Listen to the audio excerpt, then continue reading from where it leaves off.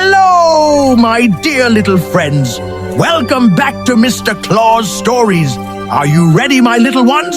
Then let us begin.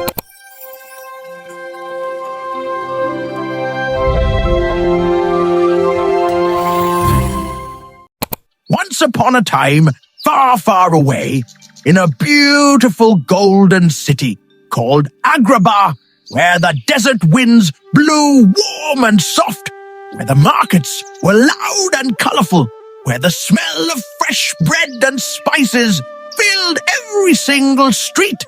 In this magnificent city, there lived a young boy, around 12 years old, thin as a stick, with wild, messy hair and the most mischievous eyes you have ever seen in your life. His name was Aladdin. Now, Aladdin had no father, no mother, no home, no money, no food. Every single morning, he woke up on the cold, hard street, looked up at the big blue sky, and said to himself, Today will be different. And then he would run into the busy market, jumping over carts, ducking under tables, sliding between people's legs, laughing his big, loud laugh. The market sellers would shout, Aladdin, come back here. Aladdin, that is my bread. Aladdin, you little rascal. But Aladdin was too fast, too quick, too clever. He would grab a piece of bread here, a date there, a handful of nuts from that corner, not because he was bad, no, but because he was hungry, very, very hungry. His only companion in this world was a tiny little monkey named Abu. Abu had big round eyes, a curly little tail, and he loved Aladdin more than anything in the world. Together, they would sit on the rooftops high above the city, sharing their stolen bread, looking down at the palaces and the rich people below. And Aladdin would say, with a faraway look in his eyes, One day, Abu, one day you and I will live in one of those palaces. We will eat the finest food, wear the finest clothes, and everyone will know our names. One day, I promise you, one day. Abu would look at him, tilt his little head, and chatter softly, as if to say, I believe you, Aladdin. I always believe you. Now, on one particular evening, when the sun was setting low and the sky was turning deep orange and purple, a stranger arrived in Agrabah. This was no ordinary stranger. He rode in on a black horse, wearing long, dark robes that swept the ground behind him like dark smoke. His eyes were cold, black as coal, sharp as daggers. His beard was long and pointed, and his smile, oh, that smile, it was the kind of smile that made your stomach turn and your legs want to run far, far away.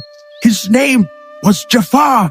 Now, Jafar was no ordinary man. He was a sorcerer, the most powerful, the most dangerous, the most evil sorcerer in the entire world. He had spent 40 years searching every desert, every mountain, every ocean for one thing, just one single thing, the magic lamp.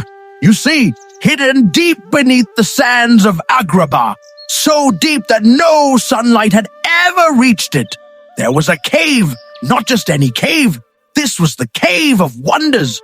And inside this cave, buried beneath mountains of gold and rivers of precious jewels, sat one tiny, old, dusty, unremarkable-looking lamp. But this lamp, this little lamp, contained the most powerful being ever to exist, a genie with the power to grant 3 wishes, any 3 wishes in the entire universe. Jafar wanted that lamp more than he wanted anything, more than he wanted life itself. But there was one problem, one very big problem. The Cave of Wonders had a protection spell on it. Only one person in the whole wide world could enter that cave and come out alive. That person had to be pure of heart, kind of soul, and free of greed. Jafar had searched for this person for 20 long years, and finally his dark magic had shown him a face, the face of a young boy with wild, messy hair and mischievous eyes, a street boy, a nobody, a boy named Aladdin. Very next morning, Jafar disguised himself as a kind old merchant with a warm smile and friendly eyes. He found Aladdin in the market, sitting on a wall, sharing bread with Abu.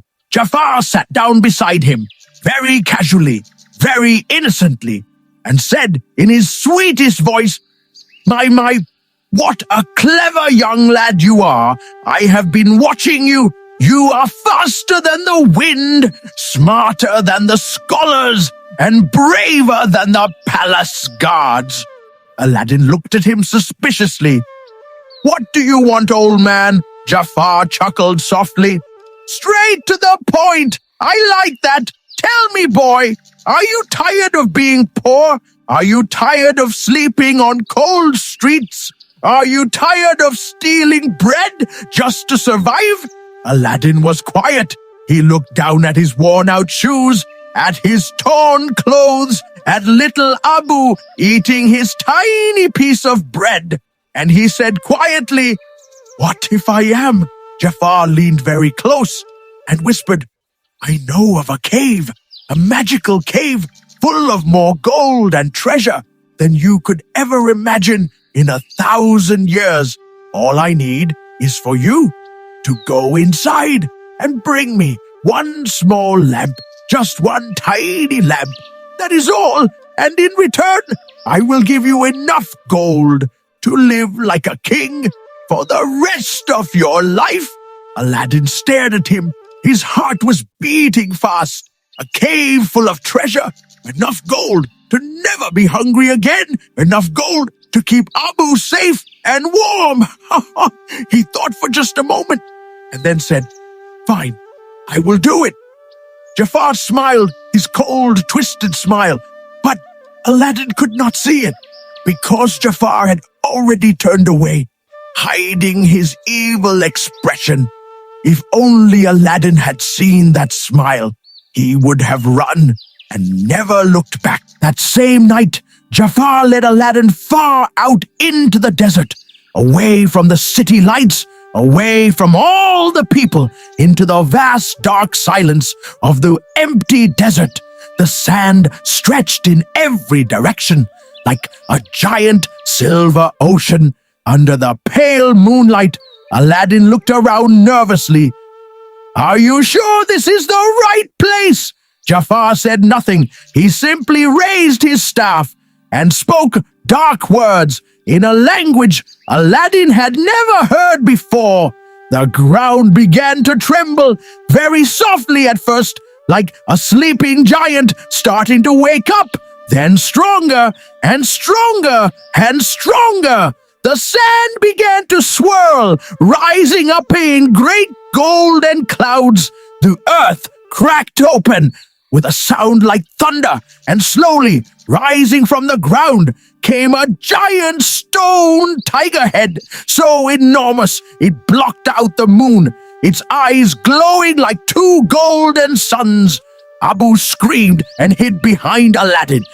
Even Aladdin stepped back, his legs shaking. Then the tiger opened its mouth, and a voice came out, so deep, so powerful, that Aladdin felt it in his chest. Who dares disturb the Cave of Wonders? Jafar pushed Aladdin forward. Go, boy, go now! Aladdin swallowed hard, looked at Abu. Abu looked back at him with terrified eyes. Aladdin took one deep breath, straightened his shoulders, and walked forward into the mouth of the tiger, into the darkness below. As he stepped inside, the voice echoed one final warning. Touch nothing but the lamp. Touch nothing but the lamp. Aladdin nodded and kept walking down and down and down into the depths of the earth. And then Aladdin stopped and gasped. His mouth fell open. His eyes went wide, wider than they had ever been before, because what he saw was beyond anything any human mind could ever imagine. Gold everywhere, mountains of gold coins reaching all the way up to the ceiling, piled so high they disappeared into darkness. Statues made of pure silver, taller than houses, standing like silent guardians. Rivers of rubies and sapphires, flowing like water, sparkling red and blue in the magical golden light. Diamonds the size of a man's fist, scattered on the floor like ordinary pebbles. Emeralds, pearls, opals, every precious jewel, every precious metal, every treasure from every corner of the world, all in one single cave. Abu's eyes went completely round. He had never seen anything like this. He had never even dreamed of anything like this. Very slowly, his little hand reached out toward a beautiful ruby, red as a rose, glittering like fire. "Abu, no!" Aladdin whispered sharply. Abu pulled his hand back, looking guilty. The voice said, "Touch nothing but the lamp. Do you understand? Nothing but the lamp." Abu nodded slowly, though his eyes kept drifting back to those beautiful, sparkling jewels. Aladdin began walking through the cave, searching, looking left and right, past mountains of gold, past rivers of jewels, past treasures beyond measure. He was looking for one thing, one simple thing, an old lamp. And finally, in the very back of the cave, in the darkest and quietest corner, where no treasure sat, where no jewels sparkled, he found it, sitting on a plain stone shelf, small, old, covered in dust, looking completely ordinary, looking completely worthless. Aladdin picked it up carefully, turned it over in his hands, frowned at it. This is what Jafar wants? This old dusty thing? It looks like it belongs in the garbage. But he tucked it safely under his arm and began walking back through the rivers of jewels, back through the mountains of gold, back toward the entrance. And then Abu made a terrible mistake. Just as they were almost at the exit, Abu could not resist any longer. He saw one particular jewel, a giant, glowing emerald sitting on top of a golden statue, green and brilliant and beautiful. And before Aladdin could stop him, Abu grabbed it. Boom! The entire cave shook like the world was ending. The golden light turned blood red. The statues began to move, turning their stone heads slowly, looking directly at Aladdin and Abu. The same deep, terrible voice roared, "You have touched the forbidden treasure! The cave of wonders shall consume you forever!" The ground cracked beneath their feet. Lava began bubbling up through the cracks in the floor, red and orange and deadly. "Run, Abu, run!" Aladdin screamed. They ran as fast as they could, back through the cave, everything falling apart around them, ceiling crumbling, walls collapsing, the heat of the lava getting closer and closer and closer. Aladdin could see the exit above him, the dark night sky, the stars. He could almost reach it. He jumped up, grabbed the edge, one hand holding on with everything he had, the lamp still clutched in his other hand. He looked up and saw Jafar standing above him, looking down with cold, dark eyes. Aladdin reached up his hand. "Help me, please, pull me up." Jafar smiled slowly, that terrible, twisted smile, and said softly, Give me the lamp first, boy." Aladdin hesitated. Something felt wrong, very, very wrong. But he was hanging over a river of lava with Abu clinging to his neck, so he held out the lamp.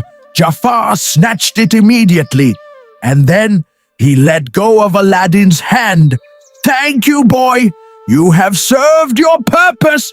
Goodbye forever." And he pushed Aladdin back into the cave. Aladdin fell, screaming, into the darkness below.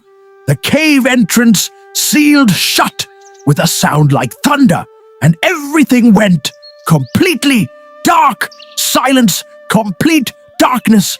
Aladdin lay on the cold cave floor, Abu curled up on his chest, both of them breathing hard, both of them terrified, but alive, somehow, still alive. Aladdin sat up slowly and realized something. The lamp, it had fallen from Jafar's hands when he pushed Aladdin, and it had fallen back into the cave and landed right next to Aladdin. He picked it up, and in the pitch-black darkness, he rubbed it just to feel something, just out of habit, just because he had nothing else to do. Nothing happened. He rubbed it again, a little harder this time, and then a tiny spark, like a firefly, appeared on the surface of the lamp. Then a wisp of smoke, thin as a thread, then more smoke, curling and swirling, getting thicker and thicker and thicker. The smoke was blue, brilliant, glowing electric blue, filling the entire cave, lighting everything up. The smoke began to take shape, growing larger and larger and larger, until finally, with a sound like an explosion, a crack of lightning, and the deepest laugh you have ever heard in your entire life, he appeared, 12 feet tall, blue as the deep ocean, with arms the size of tree trunks, golden glowing eyes, and a smile so wide, so enormous, so genuinely happy. Whoa! Yeah, baby, 10,000 years, 10,000 years in that lamp, and finally, I am free! He spun around, he laughed his enormous laugh, he stretched his giant blue arms as wide as they would go. Then he looked down and noticed Aladdin sitting on the floor, staring up at him with his mouth hanging completely open. The genie grinned, the biggest, friendliest grin imaginable, leaned down so his enormous face was right in front of Aladdin's tiny face, and said in a voice like rolling thunder, "Well, hello there, little buddy. I am the genie of the lamp. Your wishes are my command. You get 3 wishes. Anything you want, anything in the entire universe, except I cannot make someone love you, I cannot bring back the dead, and I cannot make more wishes. But everything else, oh yeah, baby, we can do that. So tell me, my new master, what do you wish for?" Aladdin stared at this enormous blue creature, this impossible, magical, wonderful creature, and for the first time in a very long time, he smiled, a real, genuine smile from deep inside his heart. "First wish," he said quietly, "get us out of this cave." The genie winked, clicked his enormous fingers, and whoosh! In an instant, they were standing outside under the wide open sky, the cool desert breeze on their faces, the stars above them, bright and beautiful. Abu chattered with joy, running in little circles, so happy to be alive. Aladdin breathed in the fresh night air and looked at the genie. "Thank you." The genie bowed dramatically. "You are most welcome, master. Now, 2 more wishes remain. What shall it be? Gold? Power? A palace? A flying horse? A pet dragon? How about an army? Or perhaps the ability to fly? Or maybe... Wait, said Aladdin quietly. He was thinking, really thinking, about what mattered most. He thought about Jafar, still out there, still dangerous, still powerful. He thought about Abu, his faithful little friend. He thought about all the years of being poor and alone and hungry. And he thought about the genie, this magnificent, powerful being who had been trapped alone in a tiny lamp for 10,000 years. 10,000 years without sunshine, without laughter, without freedom. And Aladdin made his decision for his second wish. He wished to become a prince, not because he wanted power, but because there was a kind princess in Agrabah named Jasmine, who was being forced to marry a cruel man, and Aladdin wanted to help her. The genie raised his eyebrows. A prince? You sure? Not gold? Not power? Aladdin nodded firmly. A prince, so I can help someone who needs it? The genie looked at him for a long, quiet moment, and then said softly, in a very different voice, a gentle voice, "You know, kid, in 10,000 years, I have granted thousands of wishes. Wishes for gold, wishes for power, wishes for revenge. But that right there is the first time anyone ever wished to help someone else." He snapped his fingers, and Aladdin became Prince Ali, dressed in the finest clothes, riding a magnificent white horse with a parade of servants and elephants behind him, and together they went to Agrabah, where Aladdin helped Princess Jasmine escape the clutches of the evil Jafar, who was eventually defeated and imprisoned in his own magic lamp forever. And when it was all over, when the danger had passed and peace had returned to Agrabah, Aladdin stood alone with the lamp, his last wish remaining.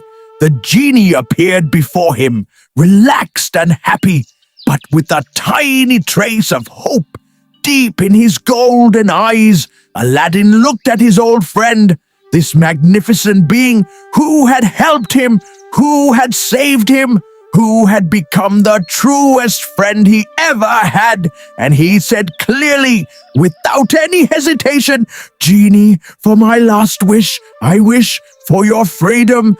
Everything went quiet. The genie stared at Aladdin, his enormous blue face completely still, completely silent. And then, very slowly, a tear, one single golden tear, ran down his blue cheek. Are you sure, kid? You could wish for anything in the world, and you choose my freedom? Aladdin smiled. You have been trapped long enough, the old friend. Every living thing deserves to be free.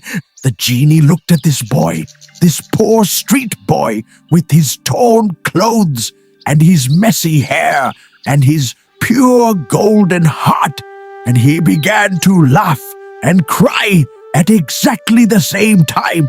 The lamp glowed brilliant gold.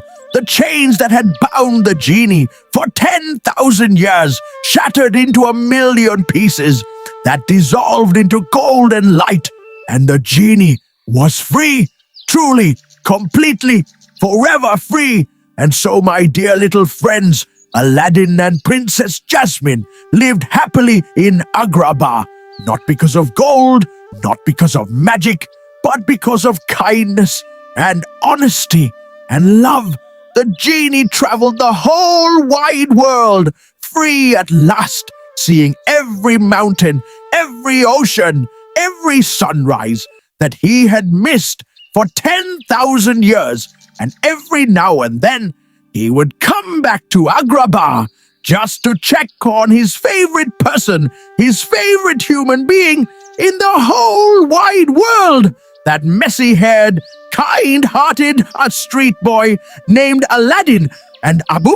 Oh, Abu was perfectly happy. He had all the fruit he could eat, all the warm blankets he could want, and his best friend beside him every single day. And so, my dear, dear little friends, that was the story of Aladdin and the magic lamp. Now, before you go, your old friend Mr. Claus wants to ask you something. Do you remember what Aladdin's last wish was? He could have wished for anything in the entire universe: gold, power, palaces, kingdoms. But he wished for his friend's freedom because Aladdin understood what so many people forget, that the greatest magic in this world is not in any lamp, not in any cave, not in any spell. The greatest magic lives inside every single one of you. It is called kindness. Never lose it, my little ones. Guard it, treasure it, use it every single day, because a kind heart is worth more than all the gold in all the caves in all the world. This was your old friend, Mr. Claus, and this was your story for today. If you enjoyed this magical adventure, please give it a big thumbs up. Leave a comment below telling me what your 3 wishes would be, and subscribe so you'd never miss a single story. Until next time, my wonderful little friends, stay magical, stay kind, and always, always believe in the magic of stories. Sweet dreams. Good night and goodbye for now from your old friend, Mr. Claus.